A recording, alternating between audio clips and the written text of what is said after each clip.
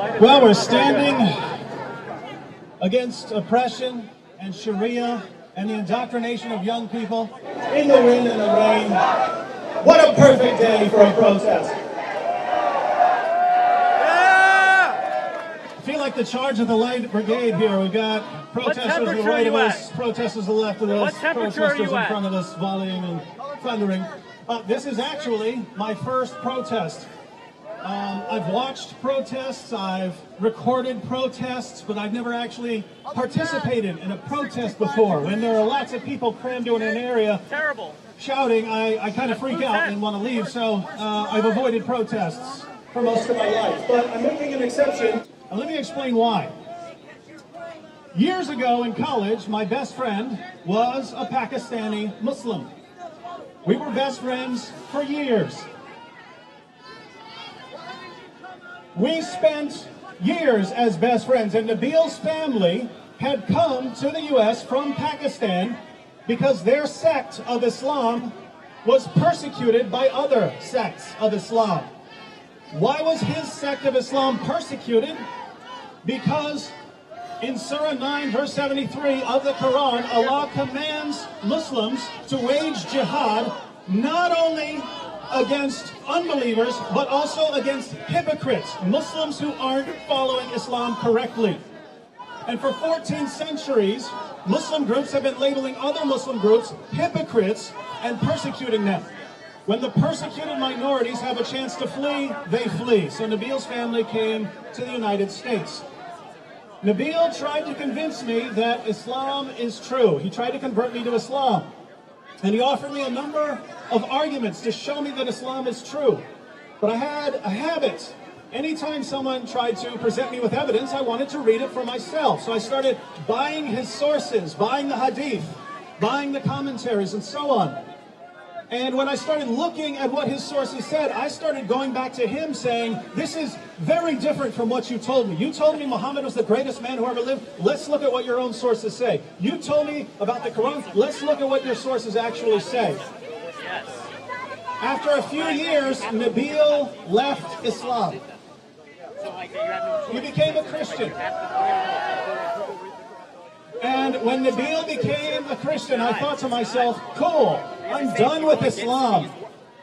Because the only reason I was studying Islam was that my best friend was a Muslim trying to convince me that Islam is true and telling me that the truth is found in his sources. That's why I was studying Islam. So I was done with Islam, had no other interest in it. It took Nabil about a month. He wasn't even making his conversion public, but it took about a month for Nabil to get his first death threat for leaving Islam. It was attached to his car. This wasn't online, it was attached to his car. So this was a person who knew how to find Nabil. Now, why was my best friend threatened with death for leaving Islam? Because Muhammad commanded in Sahih al-Bukhari 69:22, if anyone leaves his Islamic religion, kill him. And here one of the geniuses will say, but I have a Muslim friend and he doesn't kill apostates, so Islam doesn't teach that. Oh my goodness. I have news for the lovely group to the left here. Your Muslim friend is not, has never been, and never will be an authoritative source of Islamic doctrine or practice. Islam is defined by Allah and Muhammad. Your nice Muslim friend can follow the commands of Allah and Muhammad, or they can reject the commands of Allah and Muhammad, but under no circumstances do they define what the commands are. Those commands are defined. That's why Nabil was under a sentence of death. That's why he was being threatened, and they support it. So, why was he threatened but not actually killed? He wasn't killed because we aren't under Sharia. We don't have the legal system in place to carry out the penalty. Some follower of Muhammad might always do what it says anyway, might take matters into his own hands and decide to carry out the penalty himself, but he'll go to jail for it. He'll go to jail for it.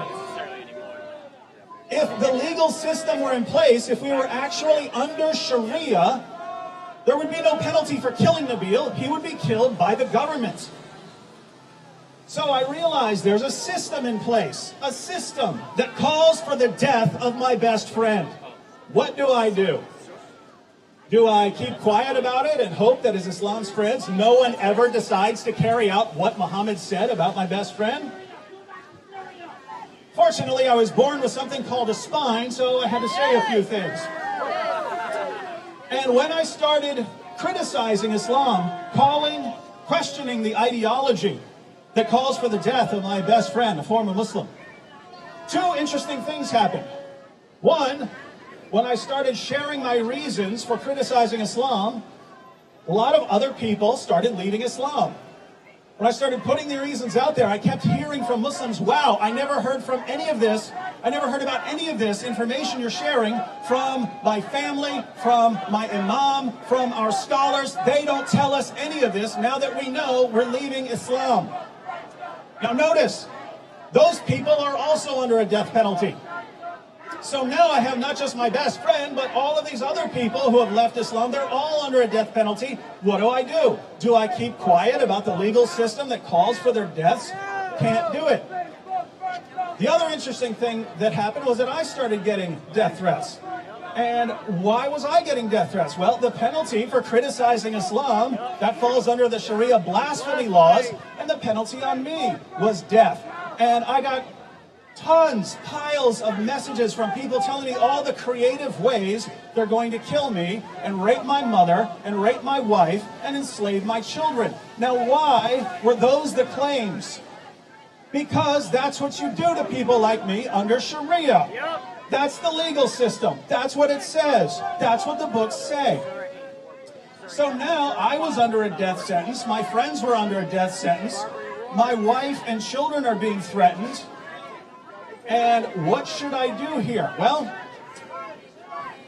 fast forward to today, where someone, a vocal proponent, a vocal defender and advocate of this system, a legal system that calls for my death, for Pamela's death, for all of your violent subjugation, is being promoted at the City University of New York.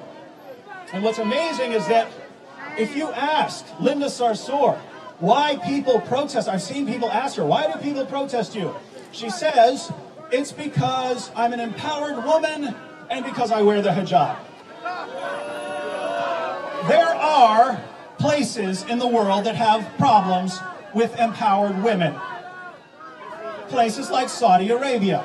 They do not like empowered women. That is not the United States of America. I will be going to see Wonder Woman on opening night. As for what Linda wears on her head, there are people who care. I couldn't conceivably care less if she wore a space helmet. I don't care what she wears on her head. So the reason she's giving for why people would object to what she's saying on college campuses, the reason people have a problem is Sharia. She's promoting Sharia. She's going to students, and after their minds have been prepared in the soil of higher education, she comes along and plants the idea that Sharia is a good thing. That's what she tells people. America, she says, was founded on the values of genocide and slavery, and that's why Sharia is better.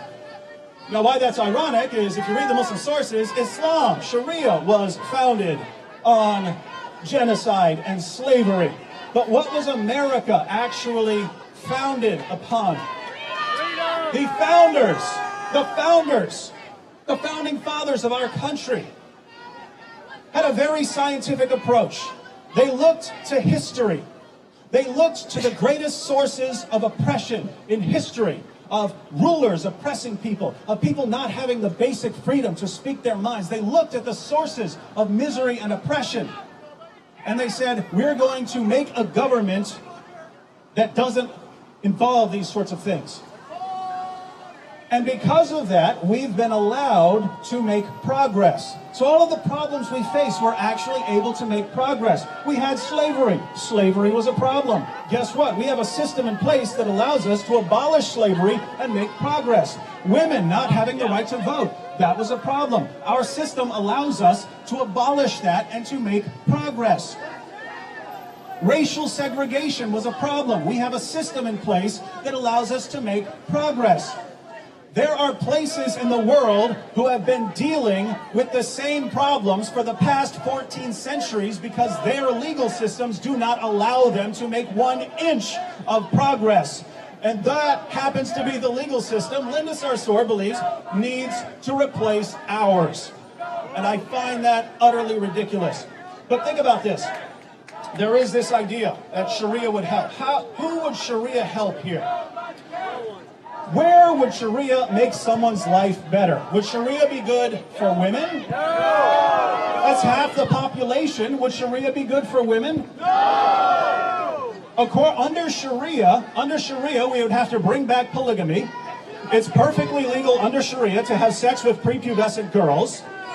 You can beat your wife into submission if she gets out of line. You can take female sex slaves. You can rape your female captives. All of this under Sharia. So I would say that Sharia would not be good for at least half of the population there. What about other people? What about Christians? Would Sharia be good for Christians? Under Sharia, Christians can't preach the gospel, can't wear crosses, can't build new churches. If you spring a leak in your church, you're not allowed to repair your churches, and you have to pay tribute money to the Muslim rulers called jizya. I don't want to live like that. What about Jews? Would Sharia be good for Jews?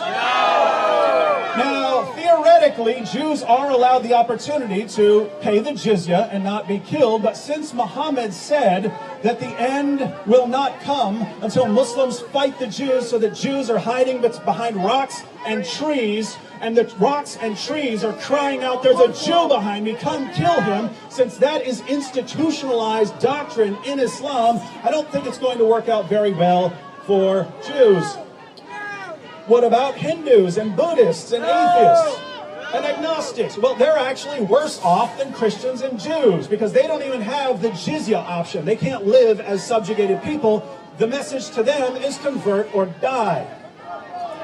What about Muslims? Would Sharia be good for Muslims? Well, that kind of depends on which Muslim group wins, because whichever ones don't win, they're going to be violently subjugated and killed as well.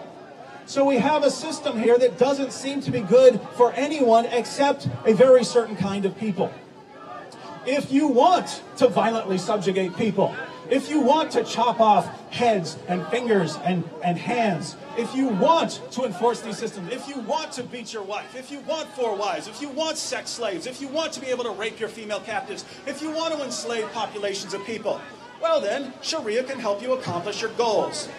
But the people who want that sort of thing are not the sort of people who should be making legal systems for anyone. Now, with all of that said, I'm not really here about Linda Sarsour. I'm here about CUNY. City University of New York, of all the people in all the country, in all the world that they could have gotten to give the final send-off, to give the final marching orders to the graduating class, they chose someone who advocates a legal system that calls for my death, calls for the violent subjugation of all of you, that calls for the deaths of my friends, and this is what they came up with. I'm going to say this. I'm not going to condemn CUNY for that. I'm going to thank them for their honesty. They're not even trying to cover it up anymore, what they're doing on college campuses, right? For years, we knew what they were doing, but they wouldn't actually admit it. They would deny it. Now, we're actually seeing that students are brainwashed for years, wipe their minds clean, and then train them only to listen to certain kinds of people. Only listen to people like Linda Sarsour. Don't listen to people who actually pull out the sources and can read, because, you know, literacy is Islamophobic. And so they trained them for years to only listen to people like Linda Sarsour, and then the final send-off, the final marching orders from the university is go with Sharia. And so I don't condemn CUNY. I thank you, City University of New York, for finally showing us your true colors.